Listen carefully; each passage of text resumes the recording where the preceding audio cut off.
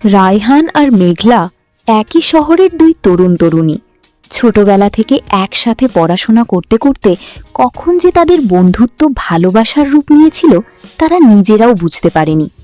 মেঘলার হাসি দেখলেই রায়হানের মন ভরে যেত, আর রায়হানের কণ্ঠ শুনলেই মেঘলার সমস্ত দুঃখ দূর হয়ে যেত। তারা দুজনেই স্বপ্ন দেখত একদিন সংসার করবে, ছোট্ট একটি ঘর হবে, সেখানে থাকবে শুধু ভালোবাসা। এইসব স্বপ্ন দেখতে দেখতেই তাদের দিনগুলো সুন্দরভাবে স্বপ্নের মতো কেটে যাচ্ছিল। একদিন সাহস করে রায়হান তার মা সালেহা বেগমকে বলল, মা, আমি মেঘলাকে বিয়ে করতে চাই। মেঘলা খুব ভালো মেয়ে, তুমি একবার ওদের বাড়িতে গিয়ে দেখে এসো। সালেহা বেগম ছেলের চোখে সত্যিকারের ভালোবাসা দেখে এবং ছেলের সব কথা শুনে মেঘলাকে দেখতে যাওয়ার জন্য রাজি হলেন। দিন তারিখ ঠিক হলো মেঘলাকে দেখতে যাওয়ার, কিন্তু সেদিন সকালে হঠাৎ ভয়াবহ সড়ক দুর্ঘটনায় রায়হানের চাচা মারা গেলেন।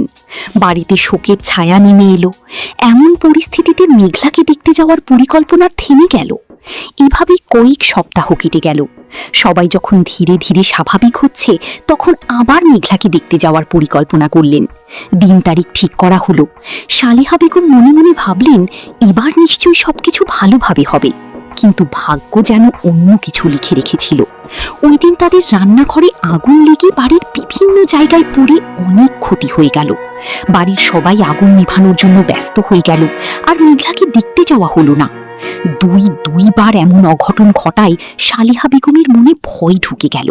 তিনি ভাবলেন, এই বিয়েতে হয়তো অমঙ্গল আছে। তিনি দৃঢ়ভাবে বললেন, এই মেয়েকে আমি ঘরে আনব না।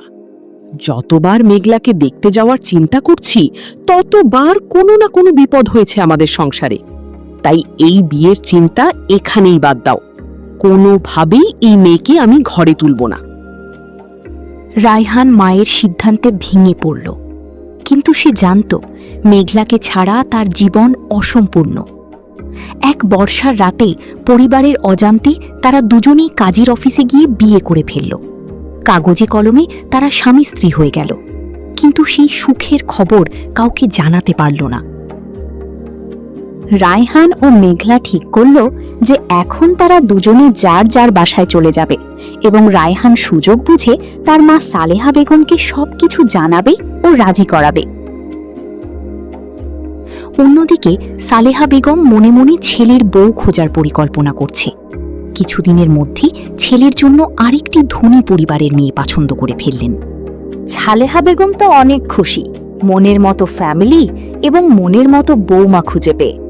কিন্তু এদিকে রায়হান তো সালেহা বেগমকে কিছু বলতেও পারছে না, আর তার মনের মতো কিছু করতেও পারছে না। তাই রায়হান চুপ করে বসে বসে মায়ের খুশির সঙ্গী হচ্ছে, আর মনে মনে কষ্ট পাচ্ছে। রায়হান অনেকবার সত্য কথা বলতে চেয়েছিল, কিন্তু মায়ের অসুস্থ শরীর আর কঠোর মুখ দেখে সে সাহস পেল না। বিয়ের আগের রাতে রায়হান মেঘলার সাথে দেখা করতে গেল। মেঘলার চোখ ভেজা। যদি অন্য কাউকে বিয়ে করো, তাহলে আমার বেঁচে থাকার কোনো মানে থাকবে না। আমি এসব মেনে নিতে পারবো না। তুমি তোমার মাকে আমাদের কথা বলো এবং আমাকে তোমার বাসায় তোলার ব্যবস্থা করো, তাহলে তো আর কোথাও বিয়ে করার দরকার পড়ে না। তুমি তোমার মায়ের সাথে কথা বলে দেখো, নয়তো আমি একাই তোমার বাসায় গিয়ে উঠবো। সেটা কি ভালো দেখাবে? দেখো তুমি কি করবে। আমি শুধু তোমাকে ছাড়া আমি থাকতে পারবো না। আমি কোনো সমাধান খুঁজে পাচ্ছি না। আমি কি করব কিছুই বুঝতে পারছি না। মায়ের কথাও ফেলতে পারছি না। মায়ের মন ভাঙার শক্তি আমার নেই। এখন তুমি বলো, আমি কি করতে পারি? আমার কি করা উচিত? ধুমধাম করে রায়হানের বিয়ে হয়ে গেল। রায়হানের দুই স্ত্রী, প্রথম স্ত্রী মেঘলা ও দ্বিতীয় স্ত্রী নীলা। দুই বউ দুই আলাদা বাসায় থাকত। রায়হানের মা জানতেন যে তার ছেলে মেঘলাকে বিয়ে করেছে, কিন্তু তিনি কখনোই চাননি এই সম্পর্কের কারণে কারো জীবন নষ্ট হয়ে যায়। একই শহরে মেঘলাকে আলাদা বাসায় রেখেছে রায়হান, এই কথাটি সালেহা বেগম জানেন, কিন্তু তিনি না জানার ভান করে থাকেন। এদিকে মেঘলা হঠাৎ অসুস্থ হয়ে যায়। অনেক পরীক্ষা নিরীক্ষা করা হয়। ডাক্তার দেখানোর পর জানা যায় মেঘলার জরায়ু ক্যান্সার, অপারেশন করতে হবে। মেঘলা অনেক চিন্তিত হয়ে পড়ে। মেঘলা মনে মনে ভাবছে যদি জরায়ু অপারেশন করা হয় তাহলে কোনো দিনও বাচ্চা হবে না, মেঘলার জীবনটাই অর্থহীন হয়ে যাবে। তাই মেঘলা সব সময় মন খারাপ করে থাকে। ক্যান্সারের কারণে মেঘলার জরায়ু অপারেশন করে জরায়ু কেটে ফেলা হয়েছে, যার কারণে মেঘলা কোনো দিনও মা হতে পারবে না। এসব জানার পর মেঘলা অনেক কষ্ট পায়। রায়হান সাহেব, যত দ্রুত সম্ভব আপনার ওয়াইফের অপারেশন করতে হবে। অপারেশনের সময় রক্ত লাগতে পারে, তাই 2 জন ডোনার রেডি করে রাখবেন। আর অপারেশনের টাকা জমা দিয়ে দিন তাড়াতাড়ি। আমরা আজকে রাতেই অপারেশন করব। মেঘলা, আল্লাহ তোমাকে সুস্থ করে দিয়েছেন, আলহামদুলিল্লাহ। আমার আর কিছুই চাই না। তুমি মন খারাপ করে থাকলে আমার কিছু ভালো লাগে না।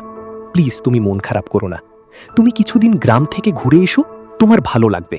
নিয়মিত নামাজ পড়ে আল্লাহর কাছে শুকরিয়া আদায় করো, দেখো সব ঠিক হয়ে যাবে। রায়হানের দ্বিতীয় স্ত্রী নীলার ঘর আলো করে একটি ফুটফুটে মেয়ে সন্তান হয়েছে। এভাবেই দিন যেতে লাগল। নীলার মেয়ের বয়স 8 বছর। এদিকে একদিন হঠাৎ রায়হান গুরুতর অসুস্থ হয়ে হাসপাতালে ভর্তি হল। খবর পেয়ে নীলা এবং মেঘলা দুজনেই ছুটে এলো। হাসপাতালের করিডোরে মুখোমুখি হয়ে দুজনের চোখাচোখি হল। কেউ কারো প্রতি রাগ দেখালো না, কারণ দুজনেই বুঝতে পারল তারা একই মানুষকে হৃদয় দিয়ে ভালোবেসেছে। রায়হানের মা কেঁদে কেঁদে বললেন, ভালোবাসা যদি সত্য হয় সেখানে প্রতিযোগিতা নয়, ত্যাগ আর মমতাই বড় হয়ে ওঠে। মেঘলা ও নীলা, তোমরা দুজনেই আমাকে ক্ষমা করে দাও প্লিজ। আজ এত সবকিছু আমার জন্যই হয়েছে। আমি আসল অপরাধী, তাই আমাকে তোমরা ক্ষমা করে দাও। সুস্থ হওয়ার পর রায়হান বুঝতে পারল সে নিজের সিদ্ধান্তে 2 নারীর হৃদয়ে গভীর কষ্ট দিয়েছে। সে দুজনের কাছে ক্ষমা চাইল এবং দুজনকে একই সাথে তার পাশাপাশি চলার জন্য অনুরোধ করল। তোমাদের দুজনের সামনে কথা বলার যোগ্যতা আমার নেই। আমি যে অন্যায় করেছি তোমাদের দুজনের সাথে, তার প্রায়শ্চিত্ত কিভাবে করব আমি জানি না। আমি পাপী। আমি তোমাদের মনে আঘাত দিয়েছি, তোমাদের দুজনকে অনেক কষ্ট দিয়েছি, তোমাদের সাথে অবিচার করেছি। শুধু এইটুকুই বলবো, আমাকে তোমরা ক্ষমা করে দাও এবং তোমরা দুজনে মিলে যে সিদ্ধান্ত নেবে আমি তাতেই সম্মত আছি। ভালোবাসা মানে শুধু কাউকে পাওয়া নয়, তার ভুলগুলো বুঝে তাকে সঠিক পথে ফিরিয়ে আনা। আর তুমি আমার কাছে ক্ষমা চেয়ে আমাকে অপরাধী করো না। আমি তোমাকে শ্রদ্ধা করি। আমি জানি তুমি তোমার মোহাব্বতের কারণে এমন সিদ্ধান্ত নিয়েছিলে। তোমার জায়গায় আমি থাকলে হয়তো এইটাই করতাম। আমি তোমাকে অনেক আগে ক্ষমা করে দিয়েছি, কারণ ভালোবাসার মানুষের উপর রাগ করে থাকা যায় না। তুমি আর নিজেকে অপরাধী মনে করে কষ্ট পেও না। তুমি অনেক ভালো মানুষ। তুমি যা করেছ তা একজনকে ভালোবেসে করেছ। আমি তোমাকে ভালোবেসেছিলাম, কিন্তু কার কান্নার ওপর আমার শোক করতে চাই না।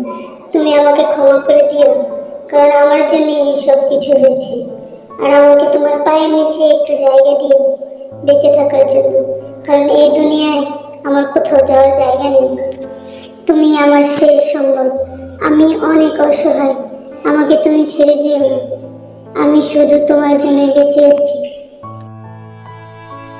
মানুষের জীবনের সবচেয়ে বড় জয় হল নিজের ভুল বুঝে তার সংশোধন করা। চলো মা মেঘলা, মা নীলা, আমরা আমাদের বাসায় যাই। এই জীবন সংসার আবার নতুন করে শুরু করি। বাহ বাহ, কি মজা কি মজা। 1 2 1 2, আমার 2টা মা। কি মজা কি মজা। তুমি বড় মা আর তুমি আমার ছোট্ট মা।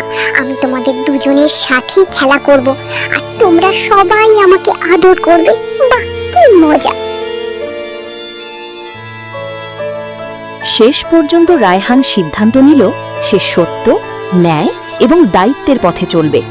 সেদিনের পর তাদের জীবনের নতুন এক অধ্যায় শুরু হলো, যেখানে ছিল না প্রতারণা, ছিল সত্যের স্বীকারোক্তি, ক্ষমা এবং মানুষের প্রতি সম্মান।